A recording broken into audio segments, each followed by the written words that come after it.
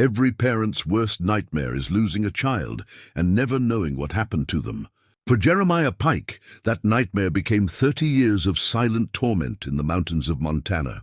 When his dog started barking at a hollow tree, Jeremiah found something that changed everything. Inside that rotted trunk was his daughter's doll, the same one she held the day she vanished. For 3 decades he'd searched every inch of these mountains. Now the forest was giving up its secret, but finding that doll was just the beginning. The truth about what happened to his little girl was darker than anything Jeremiah could have imagined. And now, after all these years of running from the past, he'd have to face it head-on. What really happened to his daughter all those years ago? Before we jump back in, tell us where you're tuning in from.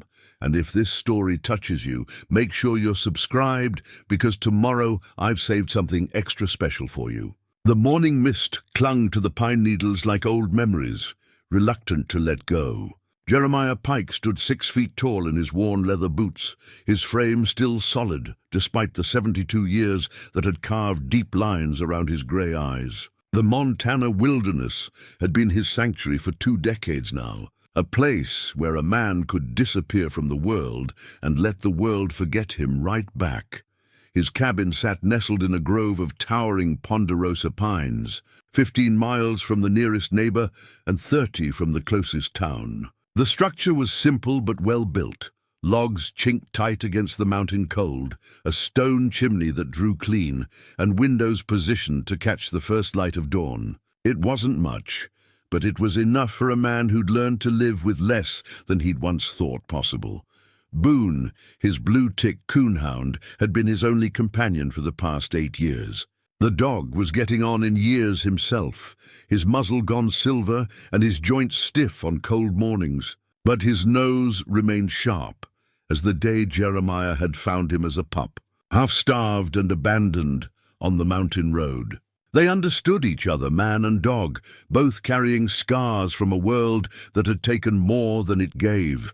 The routine of their days followed the rhythm of the seasons. Wake before sunrise, tend the small garden that provided vegetables through the growing months, check the snares that supplemented their diet with rabbit and grouse. In winter, they'd hole up with enough firewood and preserved food to last until the snows melted. It was a simple life, deliberately so, but 30 years ago Jeremiah Pike had been a different man entirely. Back then, he'd worn a sheriff's badge in the valley town of Cedar Falls, 20 miles down the mountain from where he now made his home. He'd been married to Sarah, a schoolteacher with auburn hair and a laugh that could fill a room. They'd had a daughter, Emma, born when the century was young, and their hopes were high as the mountain peaks that surrounded their valley. Emma had been the light of their world, a bright, curious child with her mother's quick mind and her father's stubborn streak. She'd follow him around town on his rounds, chattering about everything she saw, asking questions that made him see his work through fresh eyes.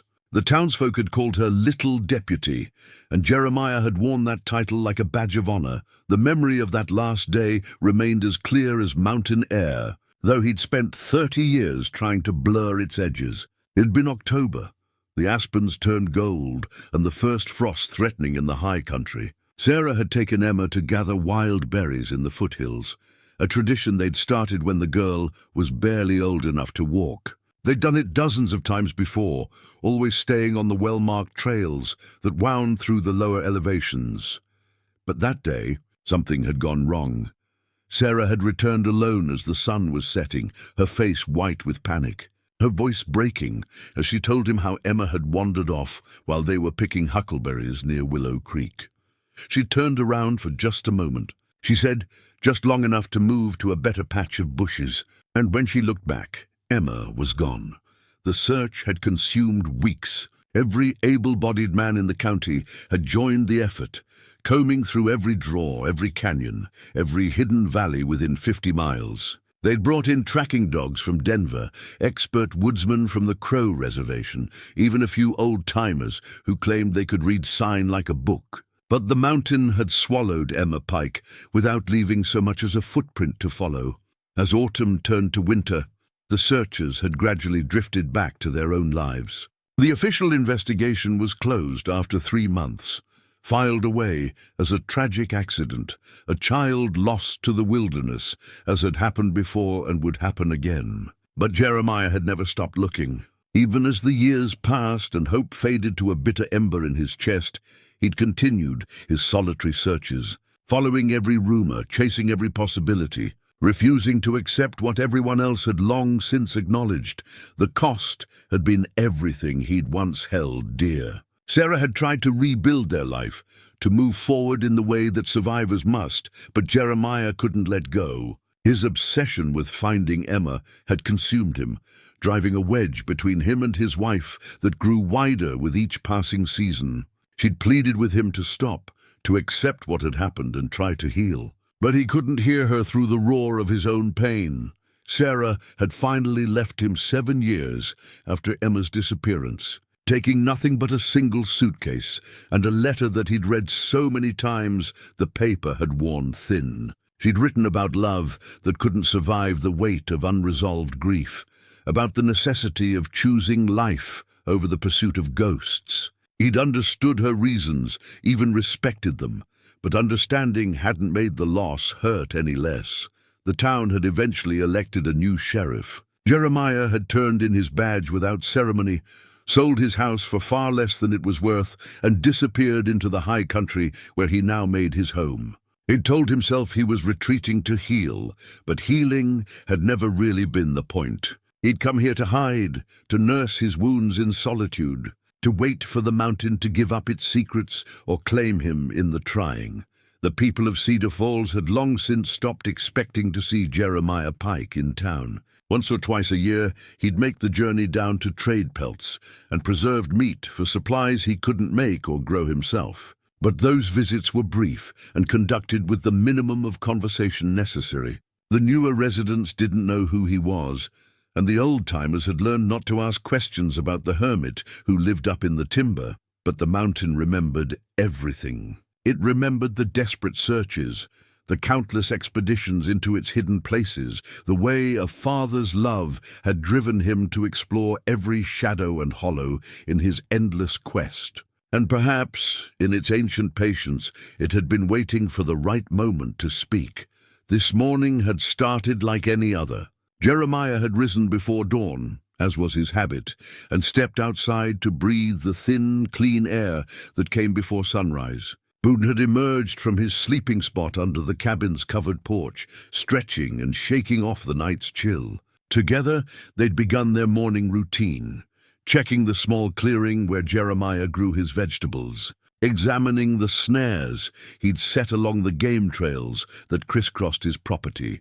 It was during this familiar circuit that Boone had suddenly stopped, his head lifted and nostrils flaring as he caught a scent that made his hackles rise. The dog had moved with purpose toward a section of forest where an old ponderosa pine had fallen sometime during the previous winter, its massive trunk creating a bridge across a small ravine. Weather and time had hollowed out much of the tree's interior, leaving it like a tunnel through the fallen giant.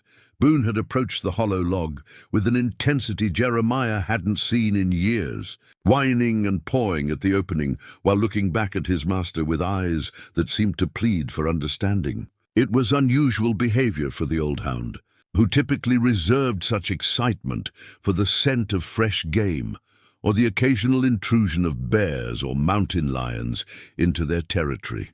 Curious but not alarmed, Jeremiah had approached the fallen tree to see what had captured his companion's attention. The opening was large enough for a man to crawl through, though the interior was dark and filled with the musty smell of decay and years of accumulated debris. He'd knelt beside the entrance, peering into the shadows, while Boone continued his agitated circling, and that's when he'd seen it, a splash of color that didn't belong to the natural palette of the forest floor. Jeremiah's weathered hands trembled as he reached into the hollow darkness of the fallen pine. The fabric was soft beneath his fingers, softer than anything had a right to be after 3 decades of mountain weather. He pulled gently, and the bundle came free with surprising ease, as if the tree had been waiting patiently to give up its secret. The doll emerged first, a small thing made of cloth and stuffing, its features faded but still recognizable. Brown yarn hair hung in tangled strands around a face that had once been painted with rosy cheeks and bright blue eyes. One eye was missing now, leaving a small hole that seemed to stare accusingly at the morning sky. But it was the blue shawl wrapped around the doll that stopped Jeremiah's breath in his throat. He'd bought that shawl for Emma's 6th birthday, a soft wool thing that Sarah had admired in the window of Morrison's general store.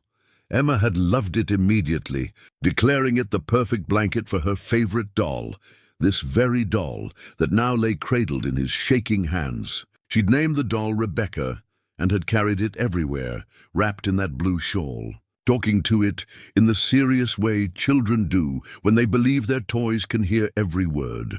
The last time he'd seen both doll and shawl, Emma had been clutching them tight as she and Sarah headed out for their berry-picking expedition. When Sarah had returned alone, frantic and tear-stained, she'd mentioned the doll, how Emma had been playing with Rebecca near the berry bushes, setting up an elaborate tea party on a fallen log while Sarah worked nearby. For 30 years, Jeremiah had assumed the doll had been lost with Emma, perhaps dropped somewhere in the vast wilderness during whatever had befallen his daughter. He'd even looked for it during his countless searches, thinking that finding Rebecca might provide a clue to Emma's fate. But the mountains had kept their silence, offering nothing but false hopes and dead ends. Now, holding the doll in his hands, Jeremiah felt something crack open inside his chest, a fissure in the stone walls he'd built around his heart. His knees gave way, and he sank to the forest floor, his broad shoulders shaking with sobs that came from a place so deep he'd forgotten it existed. Boone whined softly and pressed against his master's side, offering the only comfort he could give. The doll smelled of earth and pine sap, but underneath those scents was something else, something that might have been a trace of the lavender soap Sarah had always used, the same soap she'd washed Emma's clothes with every week. It was impossible, of course. 30 years would have erased any such delicate trace. But the memory was so strong that Jeremiah could almost convince himself it was real. As his tears fell onto the faded fabric, questions began flooding his mind. How had the doll come to be here, 15 miles from where Emma had disappeared? This fallen tree was nowhere near Willow Creek, nowhere near the hiking trails where the searches had been concentrated. It was deep in backcountry that few people ever visited, accessible only by game trails and paths that required real woodcraft to navigate. More troubling still was the condition of the doll itself. While clearly aged and weathered, it wasn't the tattered ruin he would have expected from 3 decades of exposure to mountain weather. The hollow tree had protected it, certainly, but even so, the fabric should have been more deteriorated, the stuffing more compressed. It was as if the doll had only recently been placed here, though that seemed impossible. Jeremiah forced himself to examine the hollow tree more carefully, his law enforcement training finally overriding the emotional chaos in his mind. The interior of the fallen pine was larger than he'd initially realized, wide enough for a man to crawl through comfortably.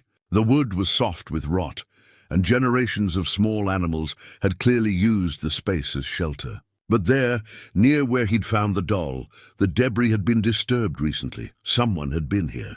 Someone had placed Rebecca in this specific spot, wrapped in that precious blue shawl, and left her for Boone to find. But who, and why now after all these years? The implications began settling over him like mountain fog, heavy, obscuring, and impossible to ignore. If someone had deliberately placed the doll here, it meant they knew about Emma's disappearance. More than that, it meant they had kept the doll all these years, preserved it, cared for it. The thought sent a chill down Jeremiah's spine that had nothing to do with the mountain air. Had Emma's disappearance not been the random tragedy everyone had assumed? Had someone taken his daughter, kept her doll as some twisted memento, and now decided to torment him with this discovery? The possibility was too horrible to fully contemplate, yet he couldn't push it away. Jeremiah stood slowly, his legs unsteady beneath him. He held the doll close to his chest, protective instincts he'd thought long dead suddenly roaring back to life. Whatever game someone was playing, whatever message they were trying to send, he wouldn't let them hurt Emma again, even if Emma was only a memory now. But another possibility whispered at the edges of his consciousness, one even more difficult to accept. What if Emma wasn't just a memory? What if, somehow impossibly, she was still alive? The doll's condition suggested it hadn't been exposed to the elements for 30 years. What if someone had kept both the doll and the girl all this time? The thought was too enormous to hold steady. Emma would be 36 years old now, a grown woman with a life of her own. Would she even remember her father? Remember the man who had failed to protect her when she needed him most? Would she remember this doll, this shawl, the birthday when he'd given it to her with such pride? Boone barked once, sharp and demanding, drawing Jeremiah's attention back to the present moment. The dog was standing at the edge of the clearing, looking down the mountain, with his ears pricked forward. Someone was coming, still distant, but moving up the game trail that led to Jeremiah's cabin. In all his years on the mountain, unexpected visitors had been rare. The isolation he'd chosen was nearly complete, broken only by his own infrequent trips to town and the occasional lost hiker who'd wandered too far from the marked trails. The timing of this visit, coming so soon after his discovery of the doll, couldn't be coincidence. Jeremiah tucked Rebecca carefully inside his jacket, the doll's small form pressed against his heart. Whatever was coming, whoever was climbing toward his sanctuary, he would be ready. The mountain had kept its secrets long enough. Now, it seemed, the time for hiding was over. He walked back toward his cabin with purposeful strides, Boone trotting alongside him with the alert posture of a dog who sensed his master's sudden change in mood. The morning that had begun like any other had become something else entirely, a moment of reckoning that Jeremiah had both dreaded and longed for throughout all his years of exile. Behind them, the hollow tree lay empty now, its secret finally given up to the wind and the watching forest. But in Jeremiah's jacket, Rebecca waited patiently, just as she had for 30 years, to help him find his way back to the truth about what had happened to the little girl who had loved her so much. The sound of approaching footsteps grew clearer now, measured and deliberate, as if the visitor knew exactly where they were going. Jeremiah reached his cabin porch and turned to face the trail, his hand resting on the doll through the fabric of his jacket. After 3 decades of silence, the mountain was finally ready to speak, and Jeremiah Pike, carved from granite though he was, stood ready to listen. The woman who emerged from the tree line moved with the careful grace of someone accustomed to rough terrain. She appeared to be in her late 30s, tall and lean, with dark hair pulled back in a practical braid. Her clothes were well-worn hiking gear, sturdy boots, canvas pants, and a jacket that had seen many seasons in the mountains. But it was her eyes that gave Jeremiah pause, green eyes that seemed familiar in a way that made his chest tighten with recognition he couldn't quite place. She stopped at the edge of his clearing, hands visible and empty, respecting the unspoken rules of approaching a mountain dweller's home. Boone had positioned himself between her and Jeremiah, not growling but alert, waiting for his master's signal. "Mr. Pike," her voice carried clearly in the thin air, pitched low and respectful. "My name is Catherine Mills. I was hoping we could talk." Jeremiah studied her face, searching for the source of that nagging familiarity. Something about the shape of her jawline, the way she held her head slightly tilted when she spoke. His hand pressed unconsciously against the doll hidden beneath his jacket. "Don't get many visitors up here," he said finally, his voice rusty from disuse. "Especially ones who know my name." Catherine took a small step forward, then stopped when Boone's ears flattened slightly. She was smart enough to read the dog's signals. "I know this is unexpected. I know you value your privacy. But I have information about Emma." The name hit him like a physical blow. For 30 years, no one had spoken his daughter's name in his presence. Even during his infrequent trips to town, the old-timers who remembered would avert their eyes, speaking around the subject with careful politeness. Hearing it now from this stranger's lips made the world tilt slightly on its axis. Emma's been gone 30 years. Jeremiah said, his voice carefully controlled. Nothing to talk about anymore. She's not gone. Catherine's words were quiet but firm. She's been looking for you. The statement hung in the mountain air like morning mist, impossible to grasp but undeniably present. Jeremiah felt his knees threaten to buckle again, the way they had when he'd first pulled the doll from the hollow tree. He gripped the porch railing with his free hand, grateful for its solid support. "That's not possible," he whispered. Catherine reached slowly into her jacket pocket, telegraphing her movements to avoid startling either man or dog. She withdrew a photograph, old and creased, the kind taken with instant cameras that had been popular decades ago. She held it up where Jeremiah could see it from the porch. Even at this distance, he recognized the image immediately. It was a picture Sarah had taken during Emma's 7th birthday party, just months before she'd disappeared. Emma was seated at their kitchen table, wearing the blue dress Sarah had sewn for the occasion, her face bright with laughter as she opened presents. Jeremiah remembered the moment. He'd been making faces behind Sarah's shoulder to get Emma to smile for the camera. "Where did you get that?" His voice was barely audible. "From Emma herself. She's kept it all these years." Catherine lowered the photograph but didn't put it away. "Mr. Pike, your daughter is alive. She's been alive this whole time." The words should have filled him with joy, should have sent him running down the mountain toward whatever reunion awaited. Instead, they raised 1,000 questions that clawed at his mind like trapped animals. If Emma was alive, where had she been? Why hadn't she come home? Why had she let him suffer for 3 decades believing she was dead? "If that's true," Jeremiah said slowly, "then why didn't she come herself? Why send you?" Catherine's expression softened with something that might have been sympathy. "Because she's afraid you won't forgive her." "Forgive her?" The question exploded from him with more force than he'd intended. "Forgive her for what?" "She was 6 years old. Whatever happened to her wasn't her fault." "No," Catherine agreed quietly. "It wasn't.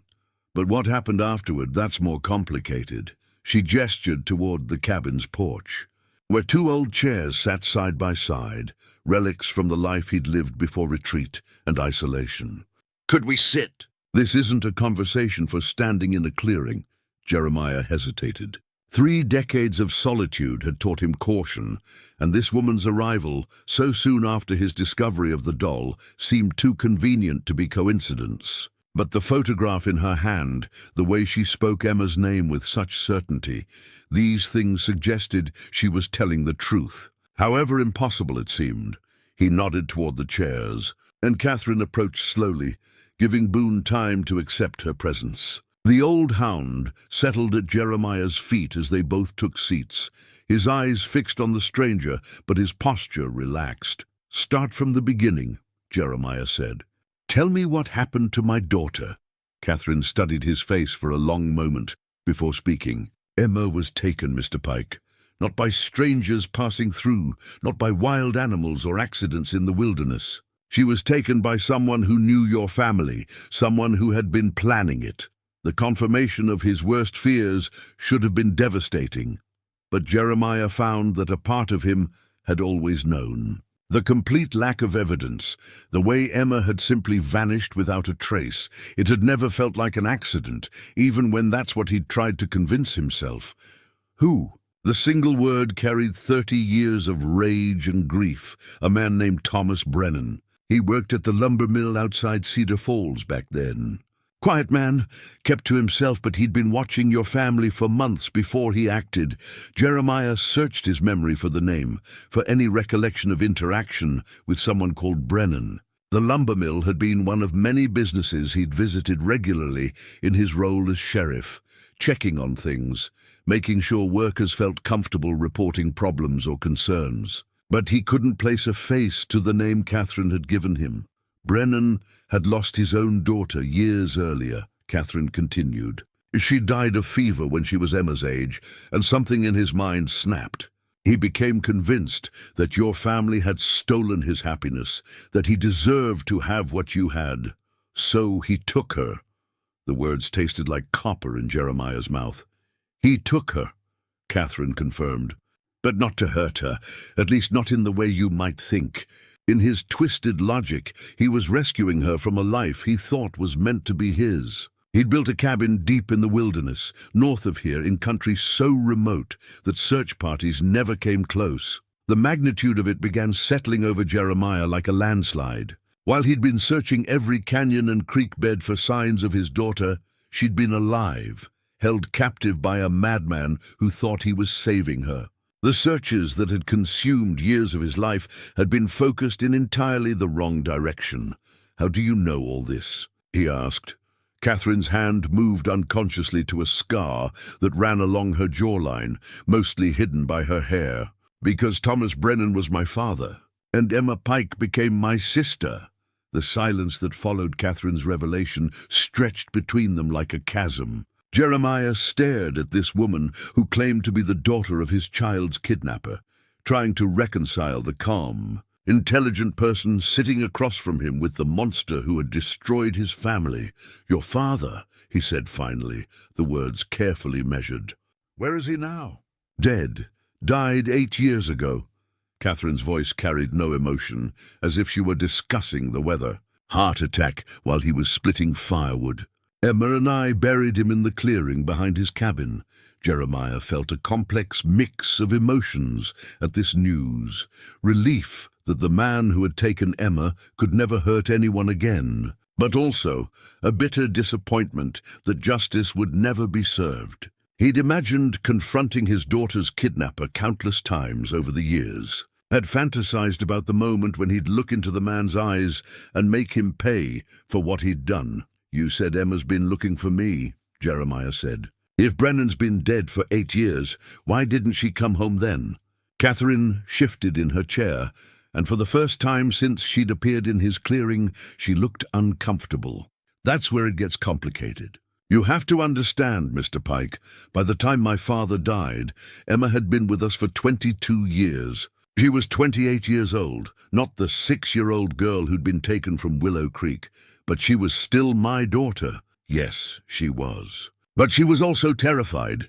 Catherine leaned forward, her green eyes intense. "My father never physically harmed Emma, but he controlled every aspect of her life. He told her that you and her mother had stopped looking for her, that you'd given up and moved on. He said if she ever tried to leave, he'd kill you both." The casual cruelty of it took Jeremiah's breath away. Not only had Brennan stolen Emma's childhood, he'd poisoned her mind against the very people who had never stopped loving her. All those years of searching, of refusing to give up hope, and Emma had been told they'd abandoned her. She believed him? "She was 6 when he took her," Catherine said gently. "Children that age believe what adults tell them, especially when they're isolated from everyone else. My father was very good at making his lies sound like truth." Jeremiah pulled the doll from inside his jacket, holding Rebecca in his lap where Catherine could see her. The woman's eyes widened slightly, and she reached out instinctively before catching herself. "She's been looking for this," Catherine said softly. "Emma, I mean. She's been searching for Rebecca for 8 years, ever since father died, and she started remembering things more clearly." "Why here? Why this tree?" "Because this is where it started." Catherine's voice grew quiet, almost reverent. "The day my father took Emma, he brought her through this area on his way to the cabin. She was crying, clutching her doll and calling for you and her mother. When they stopped to rest, she threw Rebecca as hard as she could, hoping someone would find her and know she'd been here. The image of 6-year-old Emma, frightened and desperate, hurling her beloved doll into the wilderness as a message for her father, nearly broke what remained of Jeremiah's composure. She'd been trying to leave him a clue even then. If only he'd thought to search this far from Willow Creek, if only he'd expanded his search area instead of concentrating on the places that seemed most logical. The doll survived all these years in that tree. Catherine shook her head. No, it decomposed long ago. But Emma remembered exactly where she'd thrown it. Last month, she came here and placed a new doll in the same spot. One she'd made herself, wrapped in a shawl she'd recreated from memory. She knew you still lived on this mountain. She'd been watching from a distance, learning your routines. The thought of Emma observing him without revealing herself added another layer of pain to an already overwhelming situation. How many times had she been close enough to call out to him? How many opportunities for reunion had passed while she wrestled with fear and uncertainty? "She's been watching me," Jeremiah said. It wasn't a question. For months. She knows about your morning walks, knows about Boone, knows you still live simply and alone. She wanted to approach you directly, but she was afraid I'd reject her. Jeremiah finished the thought, understanding finally why his daughter had chosen such an indirect method of contact. "She thought I blame her for not coming home sooner. Wouldn't you?" Catherine's question was direct, challenging. "Can you honestly say you wouldn't wonder why she waited 8 years after gaining her freedom to reach out? Why she let you suffer all this time believing she was dead?" Jeremiah considered the question seriously. Would he blame Emma? The honest answer was complicated. The father in him wanted nothing more than to hold his daughter again, to tell her that none of what had happened was her fault. But the man who had spent 30 years in agonizing uncertainty might indeed struggle with questions of why she'd waited so long to contact him. "I don't know," he admitted. "But I'd like the chance to find out." Catherine smiled for the first time since her arrival, and in that expression, Jeremiah caught another glimpse of something familiar. Not just the resemblance he'd noticed earlier, but something in her manner that reminded him of Emma as a child, a particular way of tilting her head when she was thinking hard about something. "There's more you need to know," Catherine said. "About what happened during those years, about how Emma survived, about why I chose to help her instead of my father. You weren't always on her side." Catherine's smile faded. "I was 4 when my father took Emma. To me, she wasn't a kidnapped child. She was the sister I'd always wanted. My father told me she was a gift from God, sent to replace the daughter he'd lost. I didn't understand what he'd really done until I was much older. When did you realize the truth?" "When I was 15 and Emma tried to run away. She made it almost to the main road before my father caught her and dragged her back. That night I heard them talking through the cabin walls. Emma was begging him to let her contact you, swearing she'd never tell anyone what had happened if he'd just let her send one letter to prove she was alive." Catherine paused, her hand moving again to the scar on her jaw. "My father beat her that night badly, and for the first time I understood that what he'd done wasn't a rescue, it was theft. Emma wasn't my sister by choice. She was my sister because she'd been stolen from people who loved her." The revelation that Catherine had been an unwitting accomplice before becoming an ally added another dimension to an already complex situation. She'd grown up believing Emma was meant to be part of their family, only to discover as a teenager that her entire childhood had been built on a crime. What happened after that night? "I started helping her plan, not to escape. My father watched us too closely for that, but to prepare for the day when we might be free.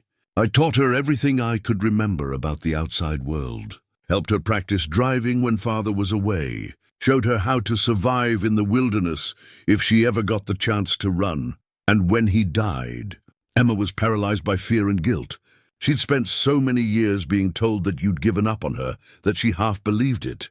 Even with my father gone, she couldn't bring herself to simply walk down the mountain and knock on your door." Jeremiah looked down at Rebecca, understanding now why Emma had chosen such an elaborate method of re-establishing contact. The doll wasn't just a message, it was a test. If he found it and cared enough to investigate, it would prove that he still thought about her, still grieved for her. If he ignored it or dismissed it as meaningless, she'd have her answer about whether her father still wanted her in his life. "Where is she now?" he asked. Catherine pointed toward the northern ridgeline, where the peaks rose into country so remote that even the old maps marked it as largely unexplored. "About 12 miles that way, in a valley that doesn't have a name. She's waiting there, at the cabin where she grew up." Jeremiah followed her gaze, studying terrain he'd traversed many times during his searches but had never fully explored. The northern mountains were harsh country, accessible only by foot and only to those with serious wilderness skills. It made sense that Brennan would have chosen such an isolated location for his hideaway. "She's alone."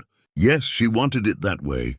Said if you decided to come, it should be your choice. Not because you felt obligated or because she'd made it impossible to refuse. Catherine paused, then added quietly, "She's been alone for 8 years. Mr. Pike, alone with her memories and her fear that you might not want to see the woman she became. The idea of Emma living in isolation for 8 years, wrestling with questions about her father's love, struck Jeremiah as profoundly sad. While he'd been hiding from the world in his own mountain sanctuary, his daughter had been doing the same thing for entirely different reasons. Both of them had been prisoners of the same crime, separated by geography and misunderstanding. "Why didn't you approach me sooner?" Jeremiah asked. "Why wait for her to place the doll?" Catherine stood and walked to the edge of the porch, looking out over the valley where morning shadows were beginning to shorten. "Because I needed to be sure you were the man she remembered. Emma's memories of you are precious to her. They're what kept her sane during the worst times. If you'd become bitter or broken, if 30 years of grief had changed you into someone she wouldn't recognize, then approaching you might have been cruel. And what's your assessment?" There was a challenge in Jeremiah's voice, but also genuine curiosity. "You're harder than she remembers and sadder. But you're still the father who gave her that blue shawl for her birthday, who made faces behind her mother's shoulder to get her to smile for photographs. You're still the man worth loving." The simple declaration carried more weight than elaborate praise might have. Catherine had clearly thought carefully about this moment, had observed him long enough to form conclusions about his character. Her approval shouldn't have mattered. She was, after all, the daughter of the man who destroyed his family, but somehow it did. "There's something else you need to understand," Catherine continued. "Emma isn't the same person she would have been if she'd grown up with you and her mother. 30 years of isolation, of being controlled and manipulated, that changes a person. She's strong, probably stronger than you remember, but she's also guarded in ways that might surprise you."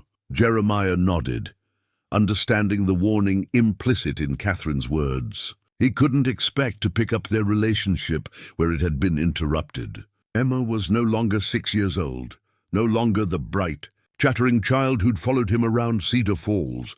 She was a 36-year-old woman who'd survived experiences he could barely imagine. What about her mother? The question had been weighing on him since Catherine's arrival. "Does Emma know that Sarah left?" Catherine's expression grew troubled. "She knows.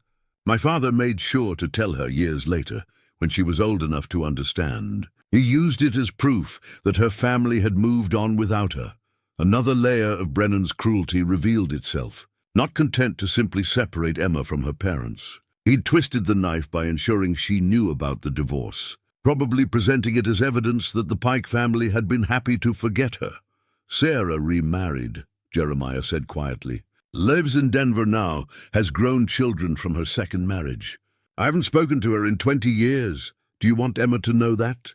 Jeremiah considered the question. Part of him wanted to protect Emma from further pain, to let her maintain whatever illusions she might have about her mother's life. But another part recognized that 30 years of lies and manipulation had done enough damage. If Emma was going to rebuild her life, it needed to be based on truth, however difficult. "She deserves to know the truth about everything," he said finally. "All of it. What happened to her mother? What happened to me? Why I never stopped searching. She can decide for herself what to do with that information." Catherine nodded approvingly. "That's what I hoped you'd say. Emma's spent too many years living with half-truths and deliberate deceptions. She needs honesty, even when it hurts." A thought occurred to Jeremiah that made his stomach clench with anxiety. "What if she doesn't want to see me? What if she's changed her mind?"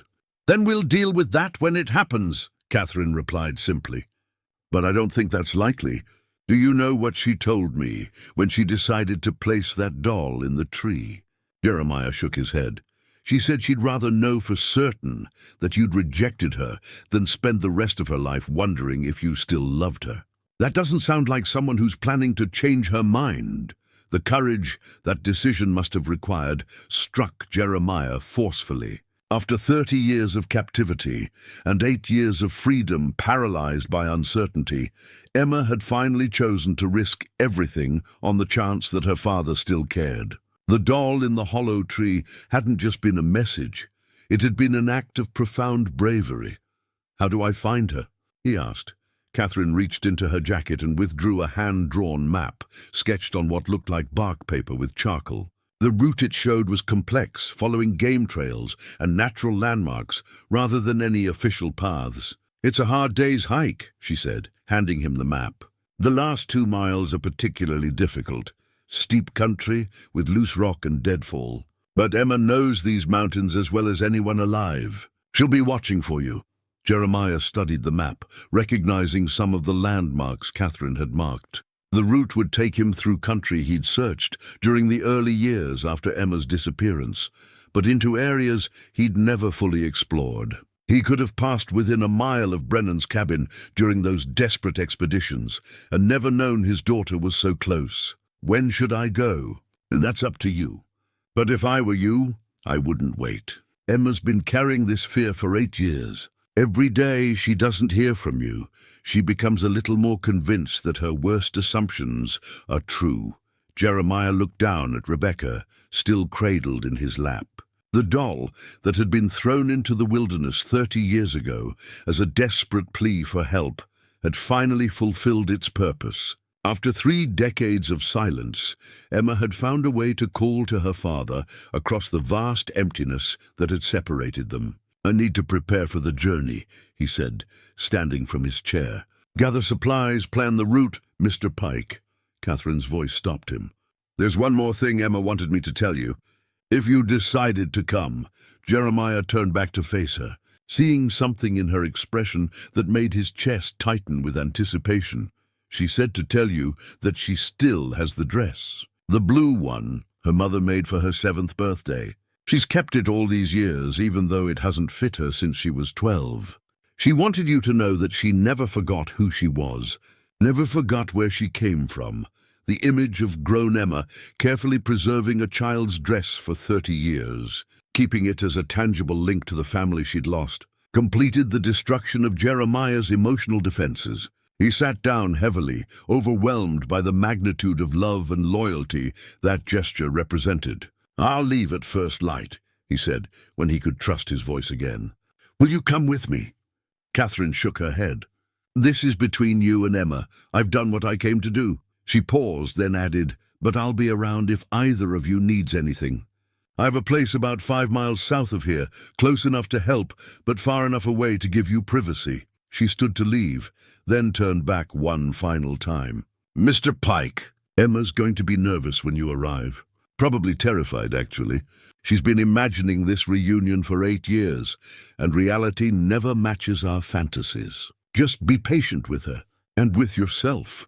With that advice hanging in the mountain air, Catherine Mills walked back into the forest, leaving Jeremiah alone with his dog, his memories, and the profound knowledge that his daughter was alive. Jeremiah spent the rest of that day in a state of focused preparation that reminded him of his years as a lawman. He checked and rechecked his gear, studying Catherine's map until he could have drawn it from memory. His hands moved through familiar motions, organizing supplies, testing equipment, planning for contingencies, but his mind remained fixed on the impossibility of what awaited him. Emma was alive. After 30 years of believing otherwise, after building an entire identity around loss and grief, the fundamental truth of his existence had shifted beneath his feet like loose shale on a mountain slope. The daughter he'd mourned was not only breathing, but had been thinking of him, planning to contact him, preserving memories of their life together.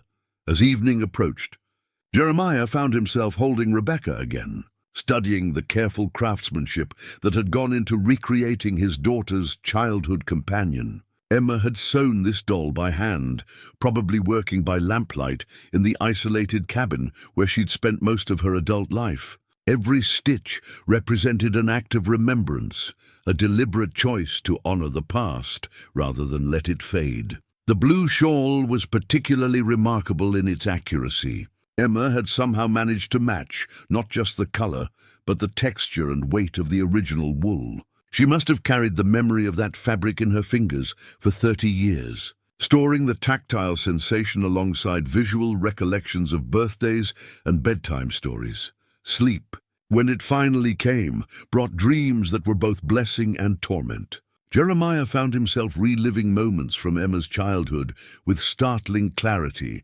teaching her to fish in the creek behind their house, braiding wildflowers into her hair during picnics in the meadow, reading bedtime stories by the light of her bedroom lamp. But the dreams carried an undertone of loss, a persistent awareness that the child in his memories had grown into a woman he'd never met. He woke before dawn, as had been his habit for 20 years, but this morning carried a weight of purpose that had been absent from his mountain routine. Boone sensed the change immediately, following his master with unusual attentiveness as Jeremiah performed his final preparations. The question of whether to bring the dog had occupied much of his thinking the previous evening. Boone was old now, his joints stiff and his stamina limited. The journey Catherine had described would be challenging even for a man in good condition, potentially dangerous for an aging hound. But the alternative, leaving his faithful companion behind, felt like abandonment of the worst kind. In the end, Jeremiah decided that Boone had earned the right to make his own choice. If the dog couldn't keep pace, they'd rest. If the terrain proved too difficult, they'd find another way. After 8 years of waiting, a few extra hours wouldn't matter to Emma. They set out as the first pale light touched the eastern peaks, following game trails that wound through stands of ponderosa pine and aspen. Catherine's map proved accurate in its details, leading them past landmarks that would have been invisible to casual hikers, but stood out clearly to those who knew how to read the mountain's subtle language. The early miles passed in comfortable silence, with Boone maintaining a steady trot despite his years. Jeremiah found his thoughts drifting between anticipation and apprehension, cycling through imagined scenarios of his reunion with Emma. Would she run to him as she had when he'd returned from work each evening? Would she be reserved, uncertain how to relate to a father she remembered as a giant, but now met as an equal? Would the years of separation prove too wide a chasm to bridge? By mid-morning, they'd reached the first significant landmark on Catherine's map, a distinctive rock formation that locals called Eagle's Perch. From this vantage point, Jeremiah could see the route ahead winding through increasingly rugged terrain. The comfort of familiar trails was giving way to true wilderness. Country where a wrong turn could mean hours of difficult backtracking. It was here that Jeremiah first began to understand the full scope of Emma's isolation. The path ahead led into mountains that were genuinely remote, accessible only to those with serious outdoor skills and the determination to push beyond the boundaries of normal human habitation. Brennan had chosen his hiding place well, a location so far from civilization that even dedicated searchers were unlikely to stumble across it. The realization brought a fresh wave of anger at the man who'd stolen his daughter. Not only had Brennan taken Emma from her family, he'd deliberately placed her beyond the reach of rescue, even if she'd managed to escape during her early years of captivity. The journey back to civilization would have been daunting for a grown man, potentially fatal for a child. As they climbed higher, Boone began showing signs of fatigue. His tongue lolled from his mouth despite the cool mountain air, and his pace had slowed to a determined trudge. Jeremiah called for a rest at a small meadow where a spring provided fresh water for both man and dog. While Boone rested in the shade of a fallen log, Jeremiah studied the next section of Catherine's map. The route ahead looked particularly challenging, a steep ascent followed by a traverse across loose scree that would require careful footwork. He estimated another 4 hours of hiking, assuming they encountered no serious obstacles. "Getting too old for this, aren't we, boy?" Jeremiah said, scratching behind Boone's ears. The dog's tail thumped against the ground, but his eyes held a weariness that spoke of age and accumulated miles. As they prepared to continue, Jeremiah found himself thinking about the years that had passed since Emma's disappearance. He'd aged from a man in his prime to someone approaching the end of his 7th decade. His hair had gone from brown to grey to white. His face had accumulated lines that spoke of weather and worry. And his body carried the accumulated aches of 2 decades in the mountains. What would Emma see when she looked at him? Would she recognize the father she remembered? Or would he appear as a stranger, wearing her father's clothes? The uncertainty was almost as difficult to bear as the years of not knowing whether she was alive. The afternoon brought them to the base of the final ascent, where Catherine's map showed the steepest portion of the journey. Looking up at the rocky slope that stretched toward the ridgeline, Jeremiah understood why Emma had remained hidden for so long. This was country that discouraged casual exploration, terrain that turned back all but the most determined travelers. Boone studied the path ahead with obvious reluctance, his breathing still labored from their morning's exertion. Jeremiah knelt beside his companion, making a decision that felt both practical and symbolic. "You've come far enough, old friend," he said quietly. "This last part, I need to do it alone." He found a sheltered spot beneath an overhang where Boone would be protected from weather and wind. After setting out water and the last of his dried meat, Jeremiah gave the dog a final pat and shouldered his reduced pack. Boone watched him go with eyes that seemed to understand the significance of this separation. The climb up the rocky slope tested every muscle in Jeremiah's aging body. The loose stone shifted underfoot with each step, and the thin air at altitude made every breath a conscious effort.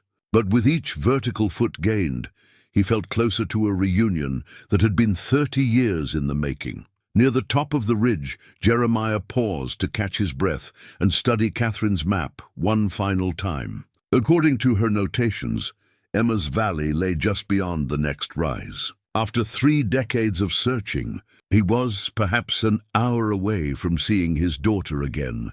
The knowledge filled him with a mixture of joy and terror, unlike anything he'd experienced since the day she'd disappeared. In his pocket, Rebecca waited patiently, ready to complete the journey that had begun when a frightened 6-year-old had thrown her predecessor into the wilderness as a desperate call for help.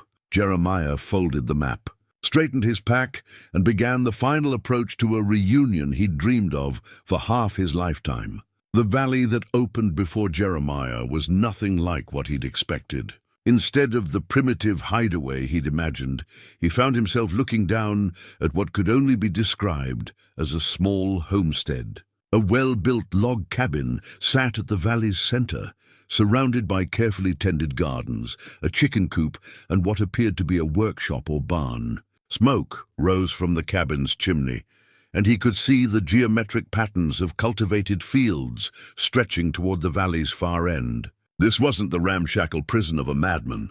This was a home, carefully maintained, thoughtfully designed, and obviously lived in by someone who took pride in their surroundings. The contradiction between what he'd expected and what he saw left Jeremiah momentarily disoriented. Movement near the cabin caught his attention. A figure emerged from the workshop, too distant to make out clearly but unmistakably human. Even at this distance, something about the person's posture and gait struck him as familiar, though he couldn't quite place why. The figure paused, seeming to look up toward the ridge where he stood, then disappeared back into the building. Jeremiah began his descent into the valley, following a well-worn path that spoke of regular use. As he drew closer to the homestead, details became clearer. The gardens were meticulously organized, with neat rows of vegetables and herbs that suggested serious agricultural knowledge. The chicken coop was built with obvious skill, its design both functional and aesthetically pleasing, but it was the workshop that gave him the first real surprise. Through its open doors, he could see equipment that seemed far too sophisticated for such a remote location, what looked like a potter's wheel. Shelves lined with finished ceramics and tools that suggested metalworking capabilities. This wasn't just a survival outpost. It was the workspace of someone with refined skills and artistic sensibilities. The cabin's front door opened as Jeremiah reached the edge of the cleared area, and a woman stepped onto the porch. She was tall and graceful, with dark hair streaked with early gray and eyes that were unmistakably familiar. But she wasn't Emma, Mr. Pike. the woman said, her voice carrying clearly across the distance between them. "I was wondering when you'd arrive." Jeremiah stopped walking, confusion and disappointment warring in his chest. This woman was perhaps 10 years younger than Emma should be, and while there was something about her features that seemed familiar, she was clearly not his daughter. "I'm looking for Emma Pike," he said, his voice rough with exhaustion and bewilderment. "Catherine Mills told me she lived here." The woman smiled, and in that expression Jeremiah caught a glimpse of something that made his heart skip. It was Emma's smile, not exactly, but close enough to be unmistakable to someone who'd spent 6 years memorizing his daughter's every expression. "Emma Pike hasn't lived anywhere for 30 years, the woman said gently. "But Emma Brennan has been waiting here to meet you." The statement hit Jeremiah like a physical blow. Emma Brennan, his daughter, had taken her captor's name, had identified herself with the man who'd stolen her from her family. The knowledge was devastating in ways he hadn't anticipated. "She chose that name," the woman continued, as if reading his thoughts. "When she was old enough to understand what had happened to her, she decided that Emma Pike had died the day she was taken. Emma Brennan was the person who survived. And you are?" "I'm Mary Brennan, Emma's daughter." The world tilted sideways. Jeremiah gripped the porch railing for support, his mind struggling to process what he'd just heard. Emma had a daughter. His daughter had a child, which meant he had a granddaughter standing before him, a granddaughter who carried the name of his family's destroyer. "Emma's inside," Mary continued, her voice gentle but steady. "She's been preparing for this moment for weeks, but now that you're here, she's terrified. She asked me to speak with you first, to explain some things before you see her." Jeremiah nodded numbly, not trusting his voice. The reunion he'd imagined for 30 years was becoming something far more complex than he'd ever anticipated. Not only was his daughter a stranger, but she was a mother, and her child was old enough to speak for her in difficult conversations. "How old are you?" he managed to ask. 25, Mary replied. "I know that raises questions you're probably not ready to hear answered." The implication was clear, and it added another layer of horror to an already overwhelming situation. Emma had been perhaps 11 when this child was conceived, still essentially the little girl who'd been taken from Willow Creek, but old enough for Thomas Brennan's abuse to take its most evil form. "My father wasn't a monster in the way you're thinking," Mary said quietly, again seeming to read his thoughts. "He was sick, yes, and what he did was wrong, but he never—" She paused, choosing her words carefully. "I wasn't born from violence, Mr. Pike. I was born from a kind of twisted love that developed over years of isolation." The distinction she was making was important. Jeremiah realized, though it didn't lessen the fundamental wrongness of the situation. Emma had been a child when Brennan took her, and regardless of what she might have felt or believed as she grew older, the relationship that had produced this granddaughter had been built on a foundation of kidnapping and psychological manipulation. "Does she remember me?" he asked. Mary's expression softened. "She remembers everything. Every birthday, every bedtime story, every moment of her life before. She's kept all of it alive in her mind for 30 years. But she's also afraid that her memories are better than reality, that the father she worships might be disappointed by the woman she became. Could I be?" The question escaped before Jeremiah could stop it. "That's what she's afraid of," Mary admitted. "She's not the little girl you lost, grandfather. She's a woman who's done whatever she had to do to survive, who's made choices you might not understand or approve of. She's loved a man who stole her from you, and she's raised a daughter to see that man as a hero, despite his crimes." The honesty was brutal but necessary. Mary was preparing him for realities he hadn't considered, warning him that his reunion with Emma would require accepting truths that might challenge everything he believed about family, love and loyalty. "Where is she now?" "In the cabin, trying to decide whether to run or face you." Mary stepped aside, gesturing toward the door. "She's been rehearsing what she wants to say for 8 years, but she's convinced that when she opens her mouth, only apologies will come out. Jeremiah looked toward the cabin's windows, where he could see the warm glow of lamplight despite the afternoon sun. Somewhere beyond that door, the daughter he'd mourned for 30 years was wrestling with her own fears and uncertainties about this reunion. "Before you go in," Mary said, "there's something else you need to understand. My mother loved Thomas Brennan. Not at first, that would have been impossible. But as she grew older, she came to see him as the only family she had left. His death broke her heart, even knowing what he'd done was wrong, another hard truth to accept. Emma hadn't just survived her captivity. She'd found ways to make it meaningful, to build love and purpose within the confines of an impossible situation. The man Jeremiah saw as a monster had been to Emma a father figure and eventually something more. "She named me Mary after your mother," his granddaughter continued. "The grandmother I never met but heard about in bedtime stories. She wanted to keep that connection alive, even when she wasn't sure she'd ever be able to share it with you." This small gesture of remembrance, naming her daughter after his own mother, gave Jeremiah hope that, despite everything that had happened, Emma had never completely let go of her original family. Even in the depths of her isolation, she'd found ways to honor the past while building a future. "Is she ready to see me?" Mary smiled again, and this time Jeremiah could see not just Emma in her features, but traces of his own family line. The strong jaw that had been his mother's trademark, the direct gaze that had marked Pike men for generations. "She's as ready as someone can be for the impossible," Mary said. "The question is whether you're ready to see her." Jeremiah pulled Rebecca from his jacket, holding the doll where Mary could see it. His granddaughter's eyes widened, and she reached out instinctively before catching herself. "She made this for me to find," he said. "After 30 years, she found a way to call me home. I think that means we're both as ready as we'll ever be."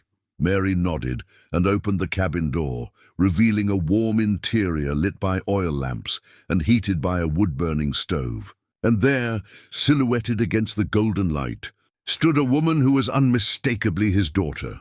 Older, changed, but still recognizably the child he'd lost so long ago. Emma turned toward the door, her green eyes meeting his across 30 years of separation.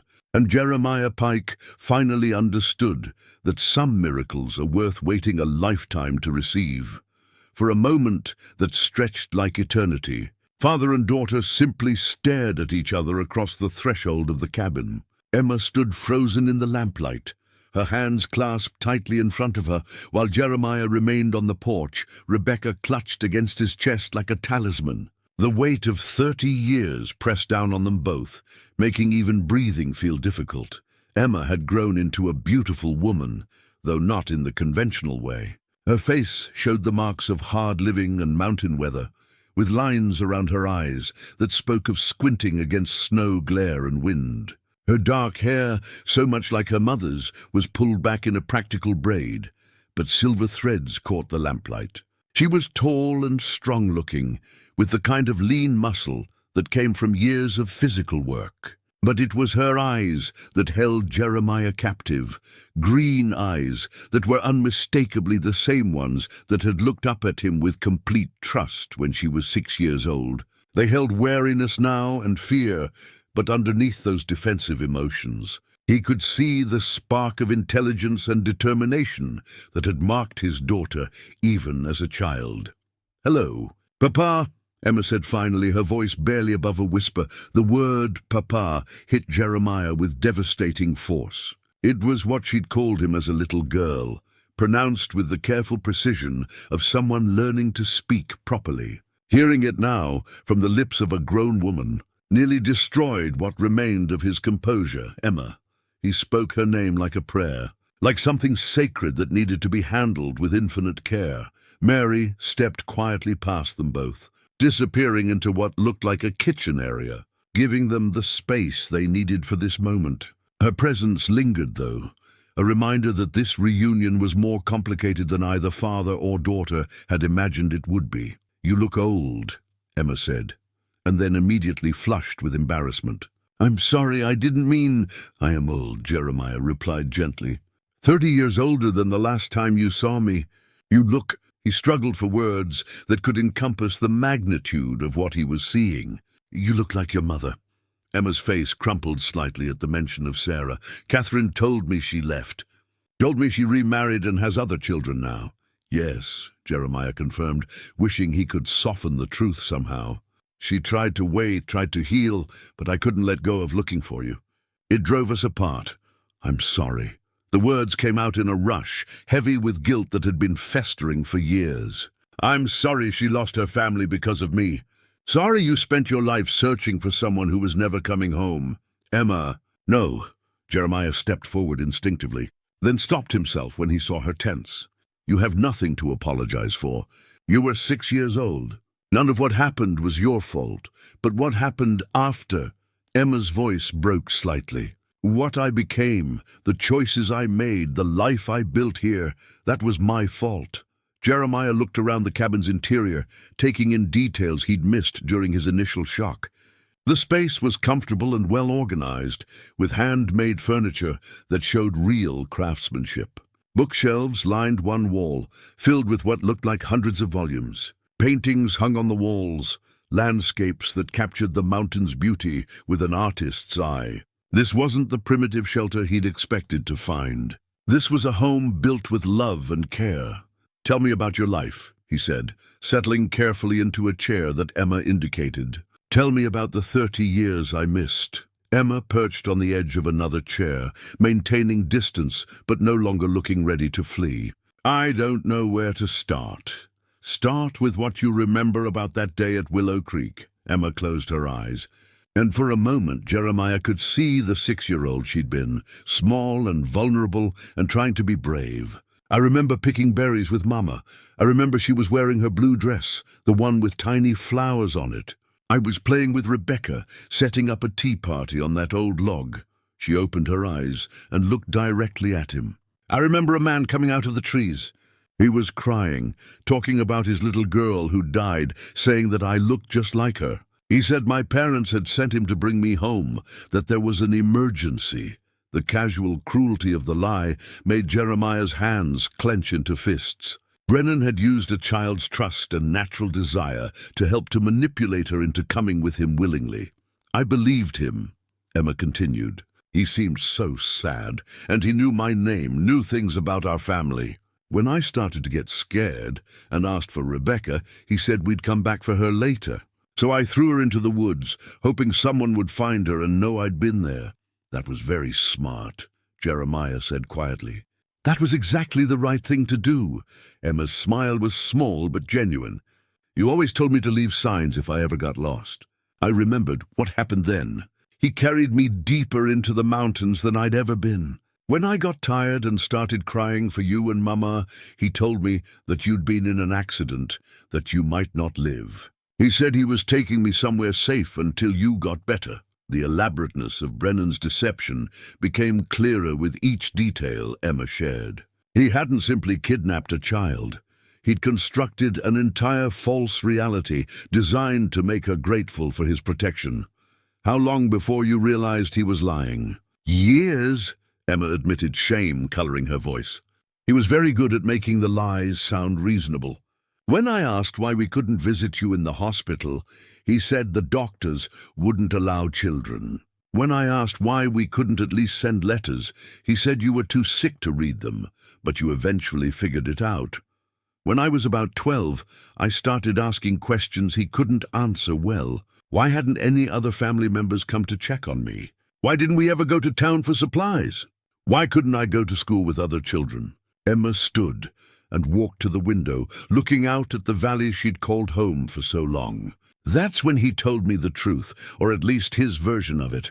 He said he'd taken me because God had told him to, because his own daughter had died, and he deserved to have a family again. He said you and Mama had stopped looking for me after a few months, that you'd had another baby and forgotten about me." The final lie was perhaps the cruelest of all.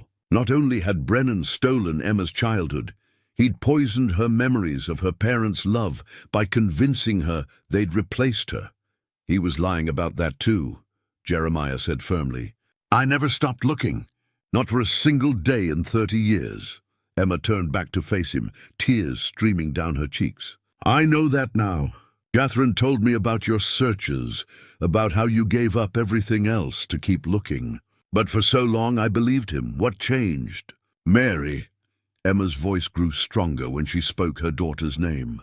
"When I had Mary, I understood for the first time what real love between a parent and child felt like. I realized that no parent who truly loved their child would ever stop looking, never stop hoping. That's when I knew Thomas had been lying about you and Mama."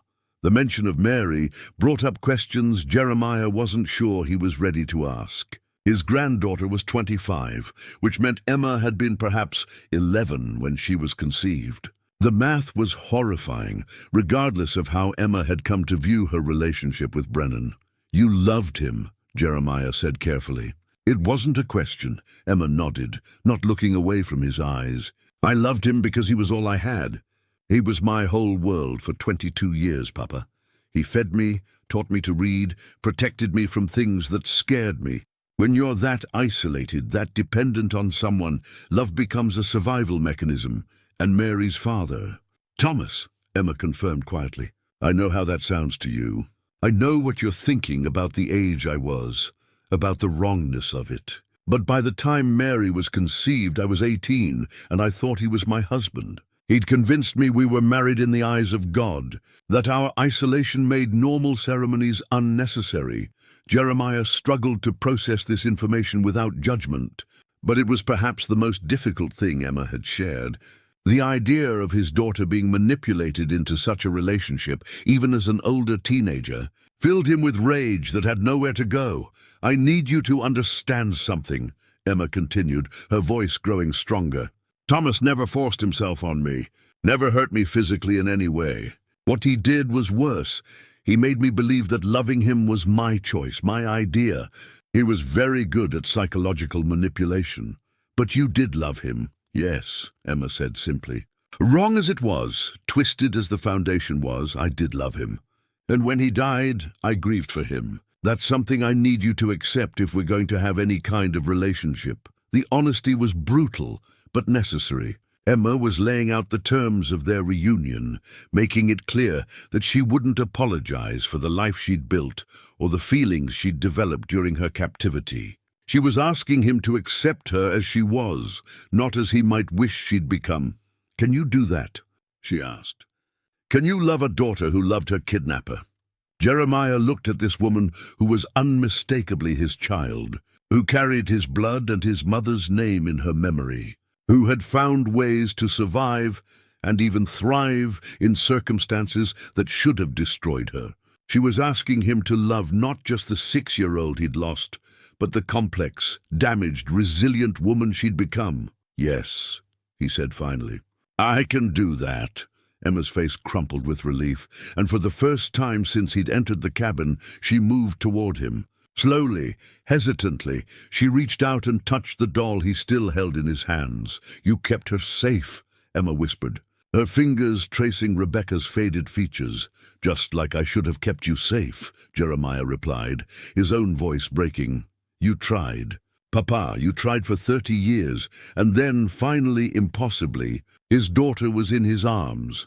Not the small child he remembered, but the strong woman she'd become, holding him with a fierceness that spoke of decades of longing finally satisfied. They held each other for what felt like hours, but was probably only minutes, both of them crying with the raw emotion of a reunion 30 years in the making. Emma felt solid and real in Jeremiah's arms, not the ghost he'd been chasing through the mountains all these years, but a living, breathing woman who smelled of pine, soap, and wood smoke, and carried the warmth of someone who had learned to build a life from nothing.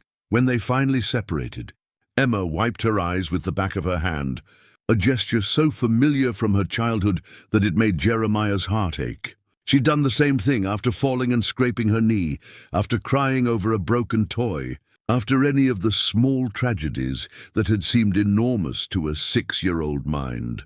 "I have something for you," Emma said, her voice still thick with emotion. She disappeared into what appeared to be a bedroom, returning a moment later with a bundle of blue fabric. I kept it all these years, even though it stopped fitting me when I was 12. She unfolded the dress carefully, revealing the same blue garment she'd worn for her 7th birthday party, the one Sarah had sewn with such care, decorating it with tiny pearl buttons and delicate embroidery around the collar. The fabric had faded somewhat, and there were careful repairs where it had been mended over the years. But it was unmistakably the same dress.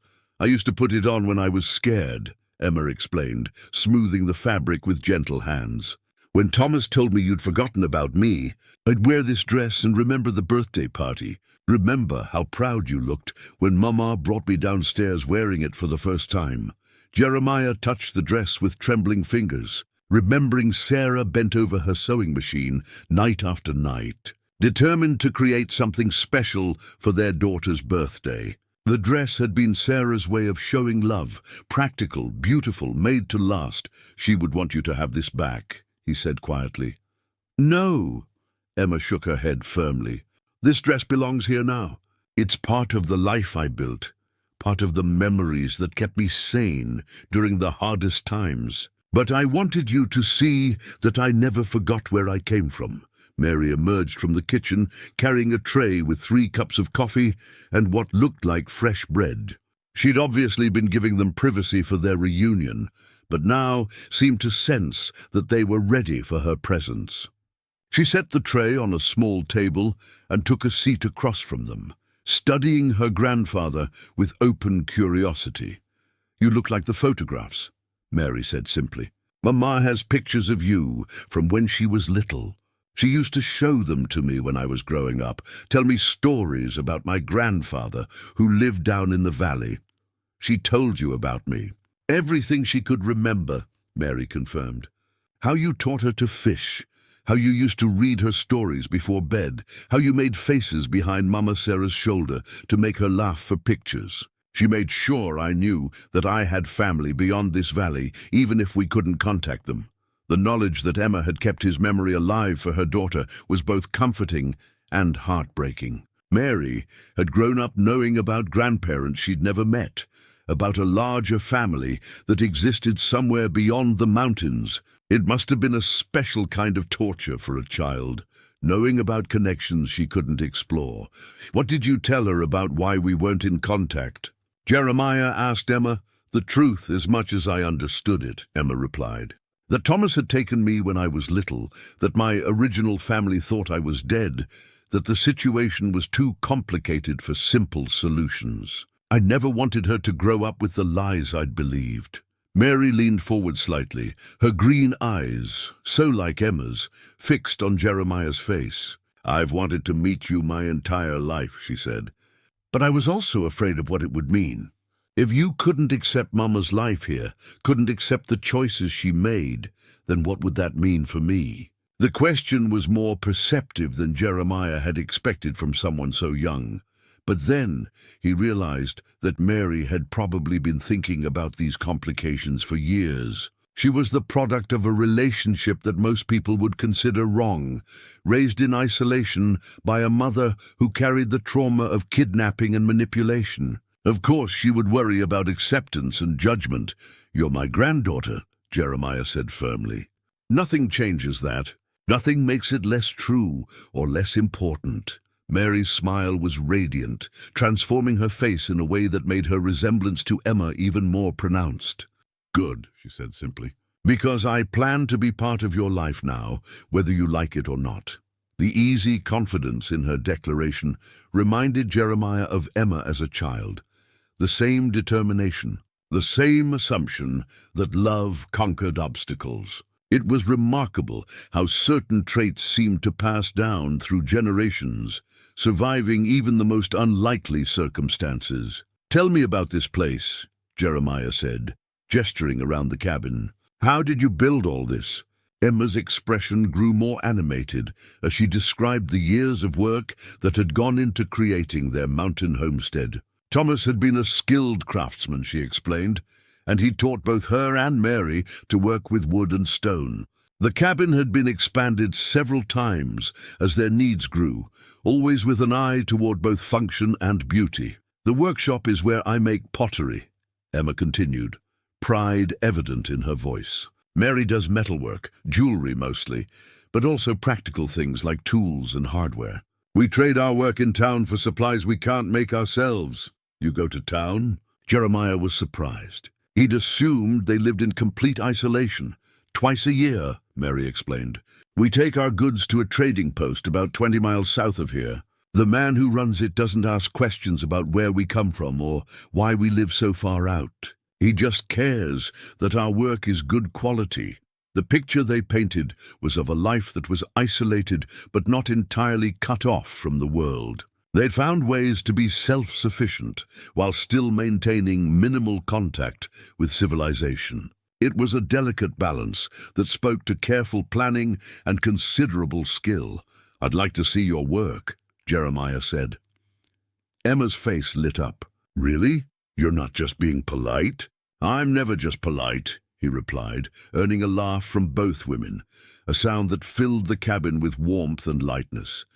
They spent the next hour touring the homestead, with Emma and Mary proudly showing off their various projects and accomplishments. The pottery in Emma's workshop was genuinely beautiful, functional pieces with artistic flourishes that spoke to real talent. Mary's metalwork was equally impressive. Delicate jewelry, alongside sturdy tools that showed mastery of a difficult craft. But it was the gardens that truly amazed Jeremiah.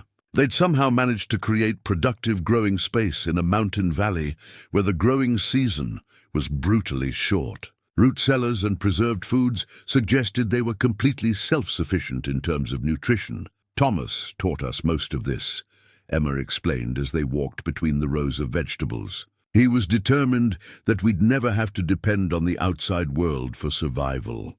The mention of Brennan's name still created a complicated mix of emotions for Jeremiah. He could see evidence everywhere of the man's skills and knowledge, the well-built structures, the productive gardens, the careful planning that had made this isolated life possible. It was impossible to deny that Brennan had provided well for Emma and Mary, even as Jeremiah struggled with the fundamental wrongness of the situation that had brought them here. As the afternoon wore on, Jeremiah found himself relaxing in a way he hadn't experienced in decades. Watching Emma and Mary together, seeing the easy affection between them, observing the life they'd built in this hidden valley, it was impossible not to recognize that despite its dark origins, something good had grown here. But as the sun began to sink toward the western peaks, reality intruded on their reunion. Jeremiah thought about Boone, waiting patiently where he'd left him on the ridge. He thought about his own cabin, dark and empty for the first time in years. Most importantly, he thought about what came next. I should head back, he said reluctantly. I left Boone on the ridge, and it's going to be a hard journey down in the dark. Emma's face fell. You're leaving? Already? I have to. But I'll come back. Now that I know where you are, now that I know you're alive. He stopped, overwhelmed by the magnitude of what this day had brought into his life. Stay, Mary said suddenly. Stay the night. There's plenty of room, and you shouldn't be traveling these mountains after dark. You can go get your dog tomorrow, bring him back here. The invitation hung in the mountain air, offering something Jeremiah had thought lost forever. The chance to wake up in the same place as his family, to share meals and conversations, and the simple pleasure of not being alone. If you're sure it's not an imposition, he said. Papa, Emma said, using his childhood name again. You could never be an imposition. This is your family's home now, too. That evening, sitting around the cabin's handmade dining table, Jeremiah experienced something he'd thought lost forever. The simple pleasure of sharing a meal with family. Emma had prepared venison stew with vegetables from their garden, and Mary had baked bread in the wood-fired oven that dominated one corner of the kitchen. The food was simple but perfectly prepared, seasoned with herbs they'd grown and preserved themselves. This is how we eat every night, Emma said, noticing Jeremiah's appreciation of the meal. Thomas insisted we maintain proper customs, even in isolation. Set the table properly, say grace, discuss our day. He said civilization wasn't about where you lived, but how you chose to live it. was another complicated legacy of the man who'd stolen his daughter, this insistence on maintaining dignity and routine even in the wilderness. Jeremiah found himself grudgingly respecting aspects of how Brennan had raised Emma, even while despising the fundamental crime that had made it necessary. "Tell me about your mother," Mary said suddenly, looking directly at Jeremiah. "Mama Sarah. I've heard stories, but I'd like to know what she was really like." Jeremiah set down his spoon, unprepared for the flood of memories the question triggered. "She was the smartest person I ever knew," he said finally. "Smarter than the school teacher job suggested. She could have been anything, a doctor, a lawyer, a writer. But she chose to stay in Cedar Falls and teach children because she believed education could change lives." Emma listened intently, hungry for details about the mother she'd barely known. "What did she look like when she smiled?" "Like sunshine breaking through storm clouds," Jeremiah replied without hesitation. "When your mother smiled, really smiled, it changed the whole room. Made everyone else want to smile too. Do I look like her?" Jeremiah studied his daughter's face in the lamplight, seeing both familiar and foreign elements in her features. "You have her bone structure, her way of tilting her head when you're thinking. But you've got my stubborn jaw and your grandmother Pike's green eyes." "Tell me about my grandmother," Mary requested. "The one I'm named for." "Mary Pike was the strongest woman who ever lived," Jeremiah began, settling into the rhythm of family storytelling. "She came west in a wagon train when she was 16, married my father when she was 18, and raised 5 children in a one-room cabin while he was away mining for gold. She could shoot better than most men, doctor injuries that would have killed lesser folks, and make a meal out of ingredients that would stump a trained cook." As he spoke, Jeremiah watched his granddaughter's face light up with interest and pride. She was learning about her heritage, discovering the line of strong women she descended from. It occurred to him that Mary had grown up knowing only half her story, the Brennan side that had shaped her daily life, but not the Pike legacy that lived in her blood. "She sounds formidable," Mary said. "She was, but she was also kind, especially to children who needed help. She took in orphans, fed anyone who showed up hungry at her door, and never turned away someone in need. Emma, you used to love the stories I told about her. I remember some of them," Emma said softly. "The one about how she scared off a bear with nothing but a wooden spoon and a fierce expression. That's the one."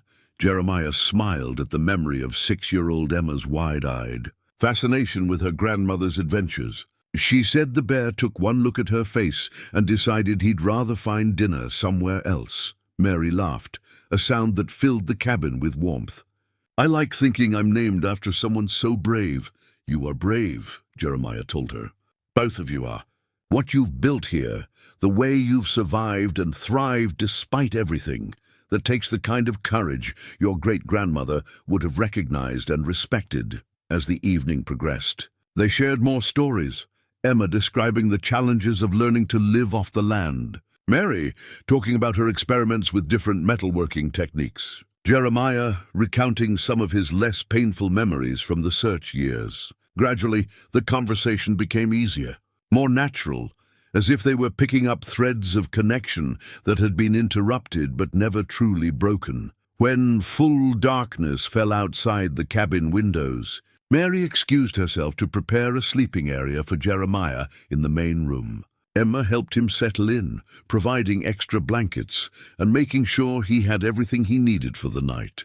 "Papa," she said quietly, as they arranged his bedding near the fireplace, "I need to ask you something, and I need you to answer honestly." "All right.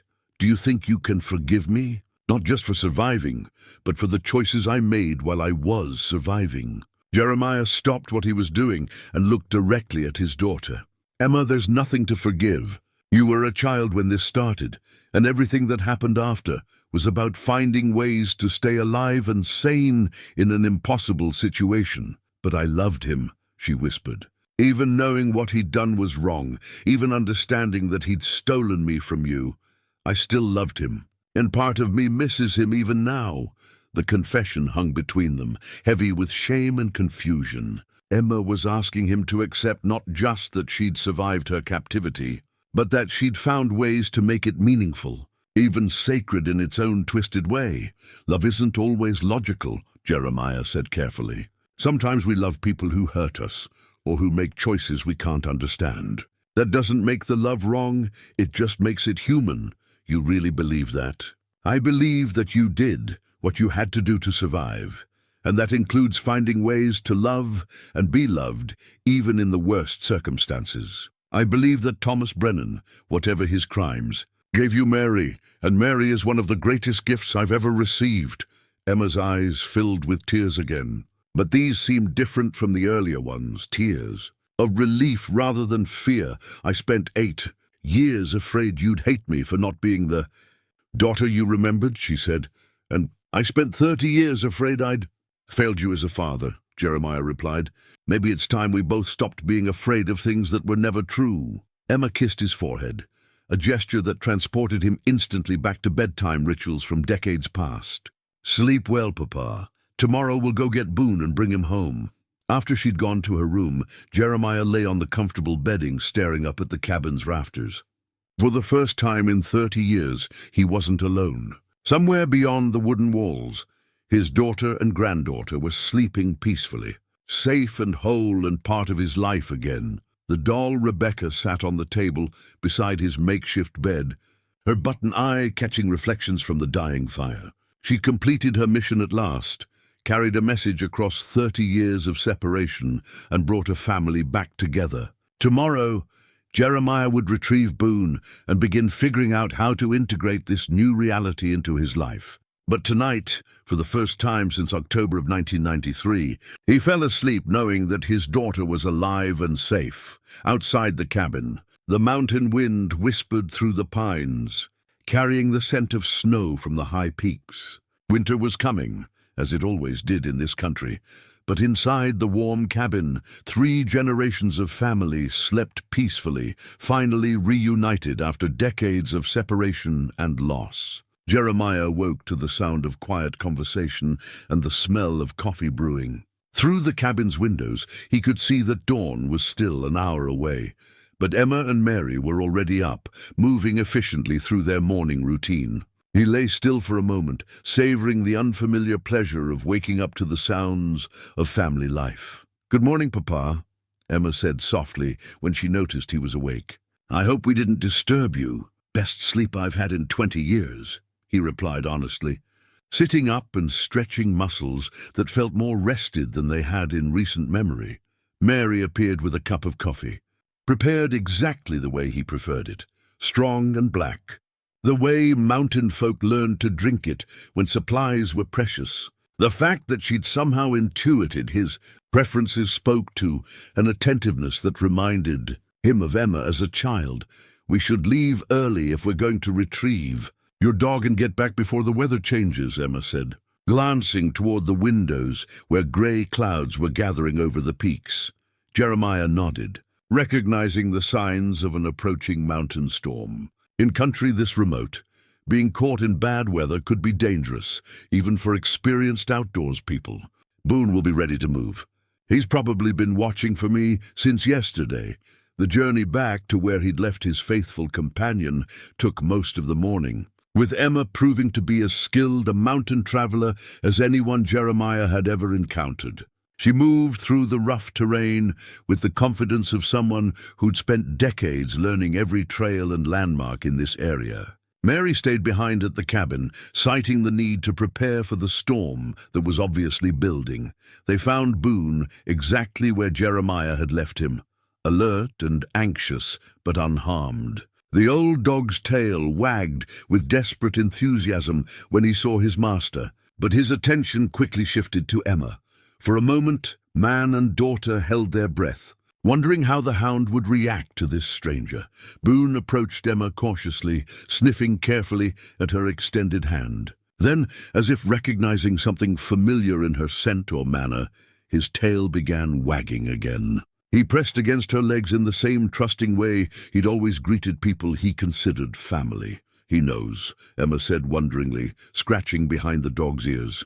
"Somehow he knows who I am." Dogs remember more than we give them credit for, Jeremiah replied, watching his two remaining family members bond. He was just a pup when you disappeared, but he spent years helping me search for you. Maybe he remembers your scent from all those times we followed trails that might have led to you. The journey back to the valley took longer than the outbound trip, partly because of Boone's age, but mainly because they weren't in a hurry. This was time for Jeremiah and Emma to talk privately, to fill in details and share thoughts that hadn't seemed appropriate with Mary present. "What happens now?" Emma asked as they navigated a particularly steep section of trail. "I don't know," Jeremiah admitted. "I've spent 30 years living for the moment when I'd find you. I never planned for what would come after." "I've been thinking about that," Emma said. "About how we build a relationship as adults, how we include Mary in your life, how we deal with practical things, like where we all live." Jeremiah had been wrestling with the same questions. His cabin was too small for 3 people, and he doubted Emma and Mary would be willing to abandon the homestead they'd spent years perfecting. But the idea of returning to his solitary existence now that he'd found his family felt impossible. "I could build an addition to your cabin," he suggested. "Add some rooms, maybe a separate entrance, so we'd have privacy when we needed it, but could be together when we wanted to." Emma's face lit up with enthusiasm. "You'd want to live with us, even after everything you've learned?" "Emma, you're my daughter and Mary's my granddaughter. Where else would I want to live?" They were nearing the valley when Emma stopped suddenly, pointing toward a figure walking up the trail toward them. It was Catherine Mills, carrying what looked like a heavy pack and moving with the purposeful stride of someone on an important mission. "Mr. Pike," Catherine called when she spotted them. "I was hoping I'd find you here. Is everything all right?" Jeremiah asked as she approached. "Everything's fine. Better than fine, actually." Catherine's expression was carefully neutral, but there was something in her eyes that suggested she carried significant news. "I have something that belongs to Emma." She opened her pack and withdrew a wooden box, plain but well made, with Emma's name carved into its lid. "This was my father's. I found it hidden in his cabin after he died, but I wasn't sure if Emma would want it or if it would just cause more pain." Emma accepted the box with trembling hands, recognizing the carving as Thomas Brennan's work.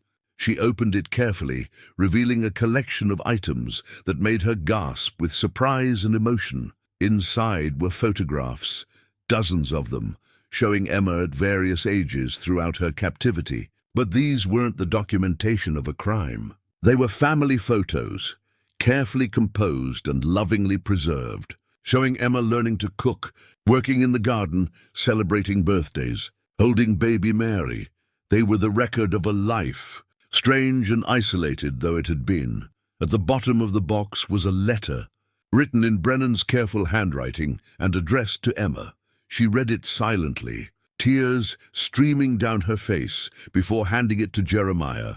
The letter was an apology and an explanation, written during Brennan's final illness, when he knew he was dying. He acknowledged the wrongness of what he'd done, the pain he'd caused not just Emma, but her entire family. But he also expressed his gratitude for the love she'd given him despite everything, and his hope that someday she'd be able to reconnect with her original family.